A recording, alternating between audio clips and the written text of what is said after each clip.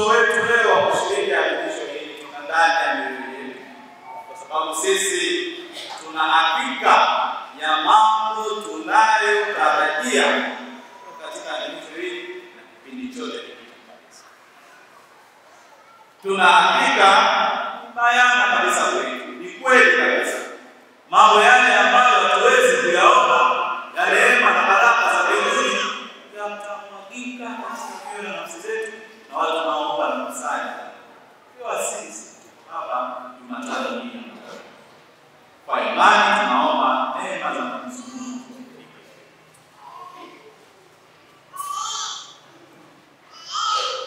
Katika muktadha mdogo zaidi, sisi tuko hapa kwa sababu ya imani yetu Katoliki. Na mwandishi wa Waebrania anaonyesha watu mbalimbali ambao kwa imani yao mbele ya Mwenyezi Mungu alitenda makuu. Kumbe sisi tuko hapa kwa sababu ya imani yetu Katoliki, tunaamshwa, tunakumbushwa, tunapaswa kujivuna na kile ambacho tunakiamini. Tunapaswa kuenzi kile ambacho tunakiamini. Tunapaswa kuhubiri kile ambacho tunakiamini. Zamani kabla ya mwaka jana, anadada kuwa kwa mafunzo sakramenti ya ubatizo na ushuhuda kadha wa kadha wa imani, tumezoea kuimba kwa utenzi. Kristo ndiye kosa shetani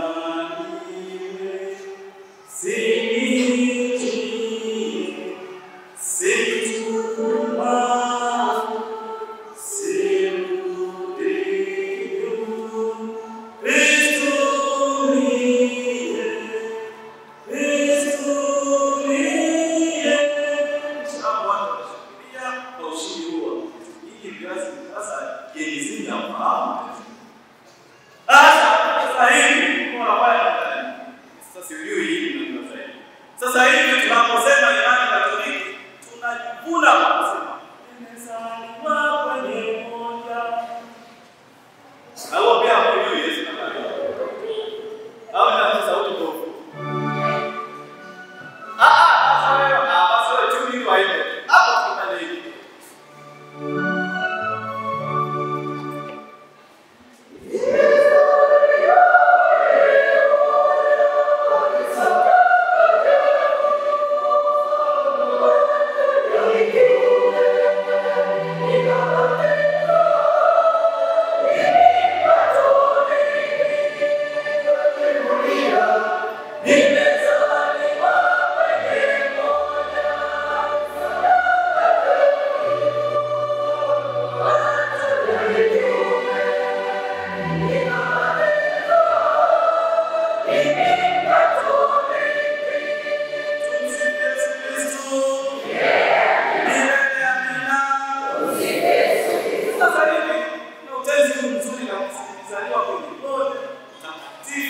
Katoliki la mitume nikabatizwa mimi Mkatoliki.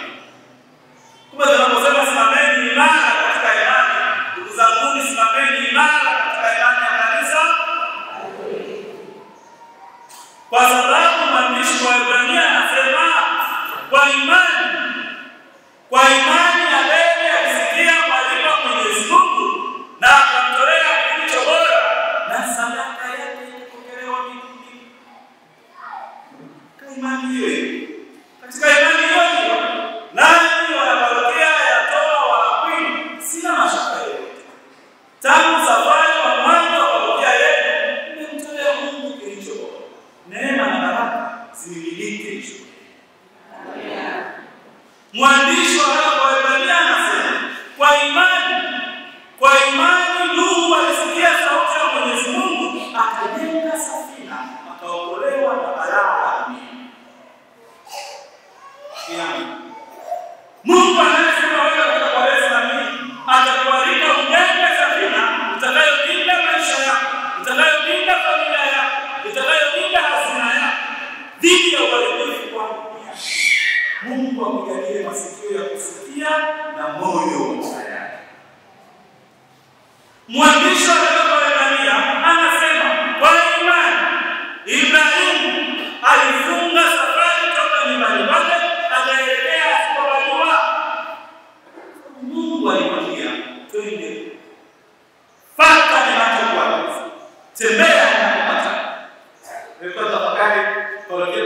kutoa wakili mbinguni kwa imani mlikuwa yenu wanaparokia ya Mkereni. Sisi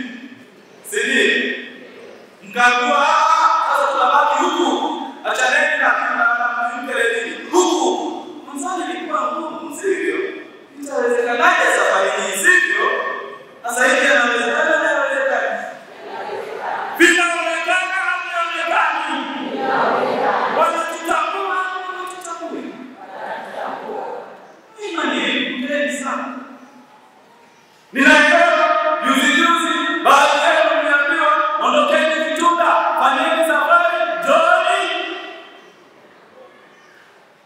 Kwa ngumu kidogo, lakini mlisafiri. Mithili ya Abrahamu alipoambiwa kwa safari aliyofanya mataifa mengi yatabarikiwa kwa jina lake. Mithili ya Ibrahimu alipoambiwa kwa uthubutu wa sadaka ya Isaka aliyotaka kuifanya kila taifa litabarikiwa kwa Mwenyezi Mungu. Nani kwa umoja wa parokia yenu, kwa sala na matoleo yenu, kwa majina yenu kama Wakatoliki, mataifa mengi wanabarikiwa. Watu wengi wanabarikiwa. Milango mingi ya baraka inafunguliwa ili mthubutu kusikia sauti ya Mungu na kuitikia sauti. Simameni imara. Katika mafunzo haya ya imani, tunapewa tena kwa imani. Bibi Sara katika uzee wake alipata uzao. Alipata. Katika mahangaiko yake Mungu alifungua njia pasipo na njia. Ndio kwa imani wana wa Israeli katika hatari ya vita ya kuuawa na Farao na jeshi lake walikatiza katikati ya bahari ya Shamu na wakavuka bahari ya Shamu na kifo kikawa mbali na maisha yao. Omba rehema na neema ya Mwenyezi Mungu. Kwa imani yenu katika safari hii ya Kwaresma tunayoanza leo, Mwenyezi Mungu afanye njia kwenye giza pasipokuwa na njia. Mwenyezi Mungu awavushe katika safari ya mashaka na mahangaiko. Mwenyezi Mungu awaepushe na upanga wa yule aliye. Mambo haya tunayatarajia katika Kwaresma. Mambo haya tuna imani nayo katika Kwaresma. Mambo haya tuyaone mamacho katika Kwaresma.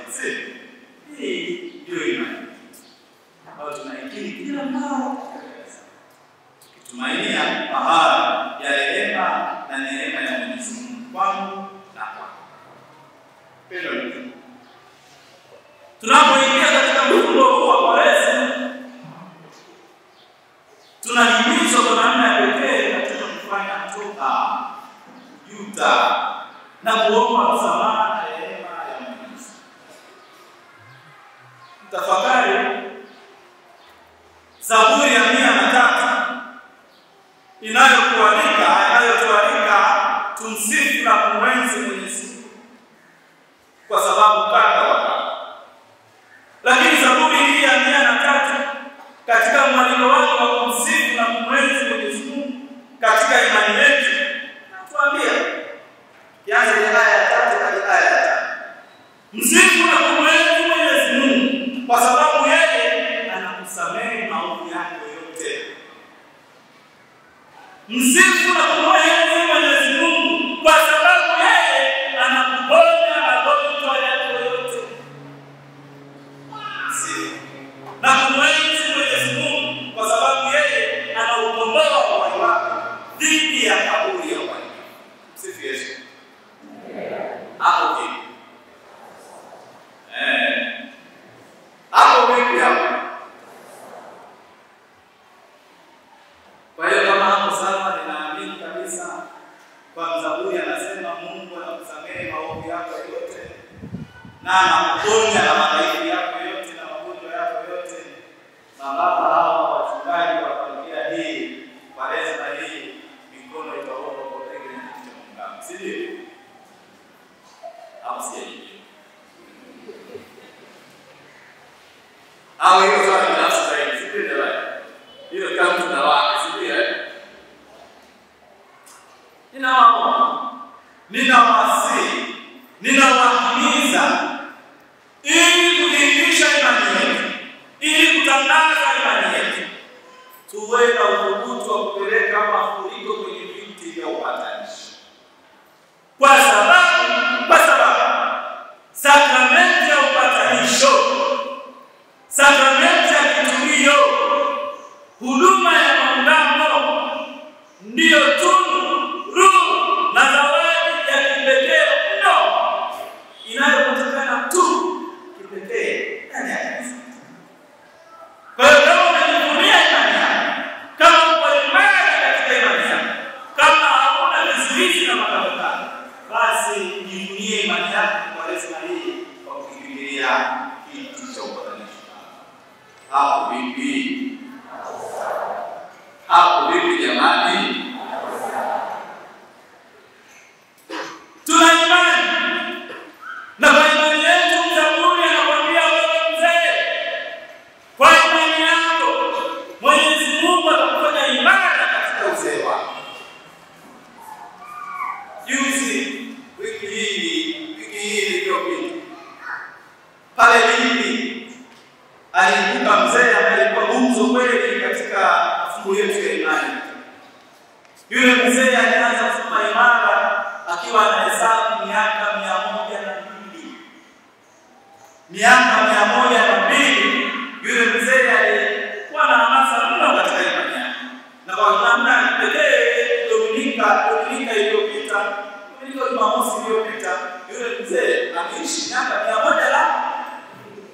Ndio kwa mara ya kwanza alipokelewa katika utume wa Mungu. Alikuwa mwanachama wa Mungu. Anafuta. Sina mashaka mzee huyu imani yake ilianza. Ni muhimu. Anajua Mungu atakufanya imara katika uzee. Ni Zaburi ya 103 inayokuambia wewe kijana, kama uko imara katika imani, Mungu atakuimarisha ujana wako, utakuwa imara kama tai. Sema amina. Amina. Mfikirie ndege tai ambaye yuko kilomita nyingi angani, ana uwezo wa kujua kifaranga wapi, nimpigie mahesabu gani, nikamkamata kwa siku gani, mimi nisianguke, lakini yeye asiponyoke. Mara kubwa sana.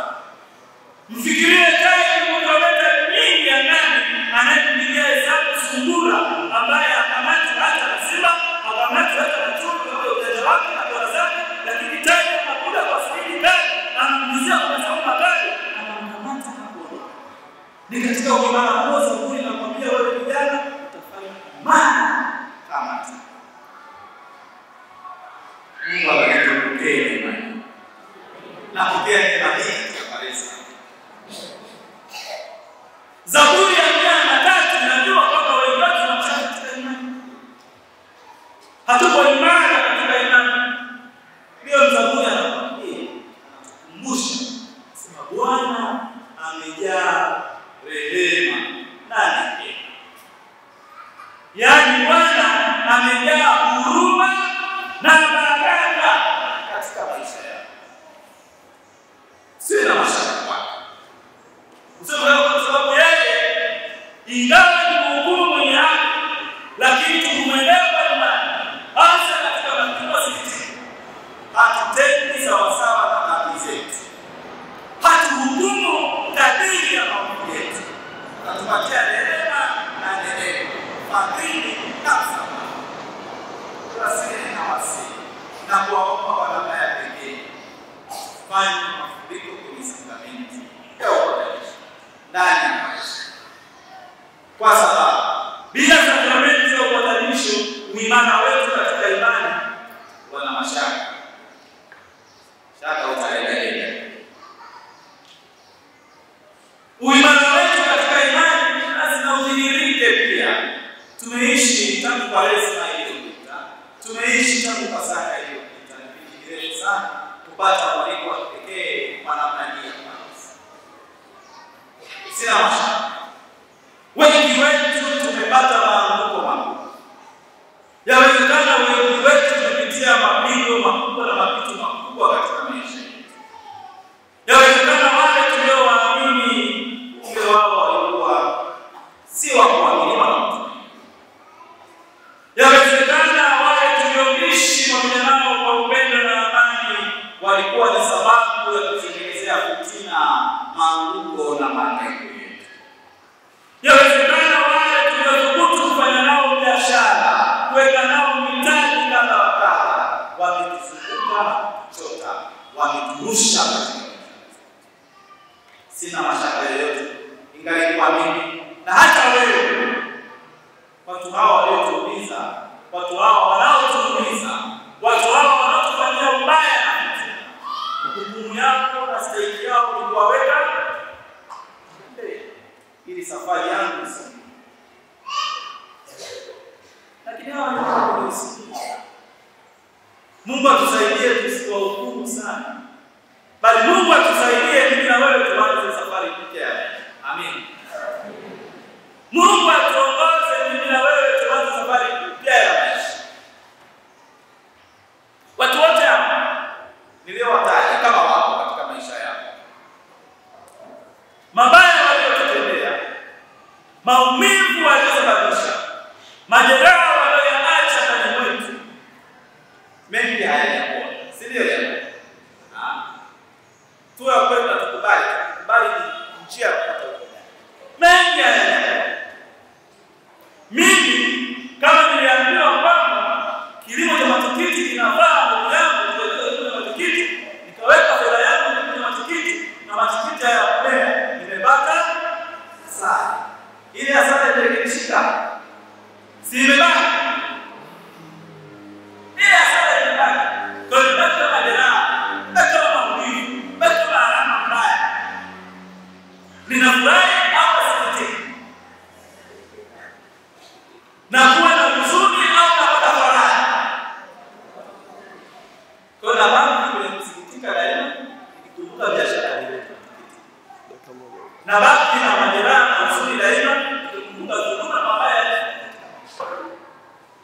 Lakini wanazuoni wanasema kipindi cha Kwaresma ni kipindi cha kujalia sikitiko timilifu.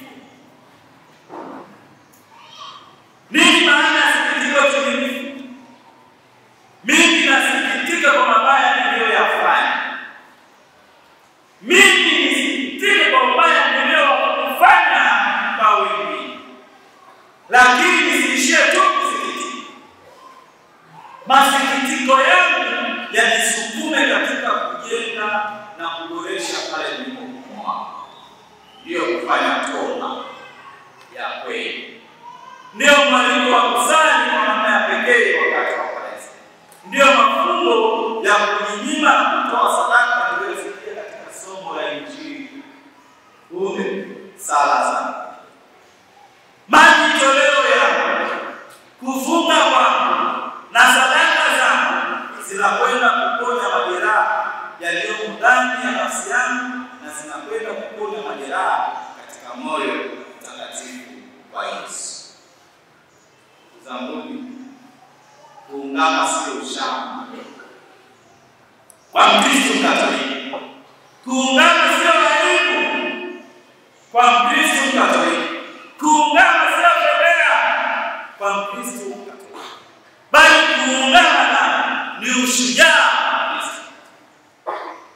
Ni namna bora ya kujenga mahusiano bora kwa Mkristo Mkatoliki na Mungu na Muumba wake.